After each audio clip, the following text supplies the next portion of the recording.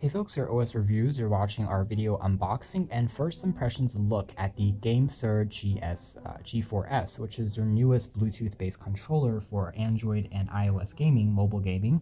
It will also work with select computers such as PCs. Otherwise, it's the newest generation model, so we've already checked out the G3s on our channel as well, so be sure to check out that review if you haven't. And we were generally impressed with the design of that one just because it does support a wide range of devices, not only your phone but also your computer and also some PlayStation consoles, so it really is meant for a wide range of applications. Otherwise, the newest model addresses some of the issues that people had with the last one, namely that it was mostly plastic, and some people commented that it looked cheap or it doesn't seem super durable. Well, this one has been coated in a thicker layer of soft touch rubber, so it should be a bit more shock resistant in the case that you drop it on the floor. This is what the packaging looks like. There's a GameSir logo tape, and underneath the cardboard here, it seems like there's just the box, which has also been, seemingly stylized compared to the last generation model. It looks a lot more premium, so you can see that there's also this kind of box that shows off the design right from the top, so it does look like a pretty classy controller just from this design here. On the side here, there is what the controller looks like, and then the platforms that it supports. There are a few backlights, of course, for each of the individual keys. The battery life here can be fully charged up using a micro USB cable. Analog joysticks are on here. There is a vibration motor, so that will create another kind of sensory if you are gaming, and your games will support this function. And finally, there's some additional info about the company, and that's it. So if we open up the box from the top here, so peeling off the tape from the edges here, there we go, you should finally be able to pop off the top there and then have access to the controller. So the size here has also been slightly increased, so it's not as easy to travel per se, but again, you do have a higher quality build, so durability has been improved. If we just remove this from the top for a second, we have access to the charging cable.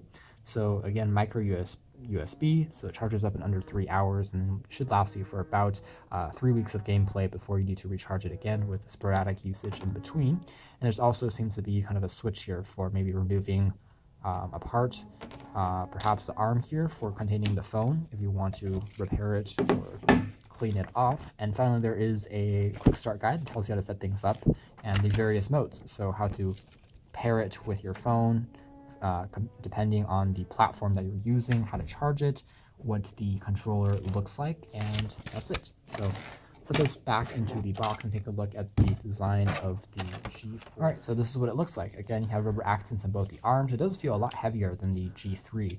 Polycarbonate framing on the sides, and then shoulder keys on the top, both with L1 and L2, so 2 sets of those controls for more advanced settings. Center here is where the micro USB port is contained. No rubber flap to cover that up, so it's a bit easier to plug in, but not as protected. Reset pin on the back. There is some additional info. It's almost like stylized at like a Nintendo product, which is interesting. And then controls here seem to be pretty responsive on first touch. Again, they're made out of rubber, so they do move around pretty easily with your fingers. Analog controls on the sides, pretty tactile and responsive. And same thing with the standard keys on the top here for the X, Y, A, B keys. And then finally on the very top here, select controls, start controls, LED indicators for what platform you're using when you're pairing. And there's also kind of a GameSir key there that you can tap on once to start the pairing, in addition to light up the controls on the top. So this part can be popped off for attaching your phone, and there's 2 additional controls underneath here, the turbo and the clear modes. So turbo allows you to press multiple keys simultaneously, and it will register all those buttons a lot faster, but perhaps drains the battery a little bit faster as well. The arm here seems to be a little bit fragile, but it's made out of plastic. There are a few rubber accents that prevents it from getting scratched on your phone, and then you can just adjust this pretty easily. Fits up to 5.5-inch devices without any problems, and then you can game. Because it is a lot heavier, one benefit here is that it no longer topples over, so you can just set it onto a surface or a desk with the phone in place, and it should sit still pretty comfortably.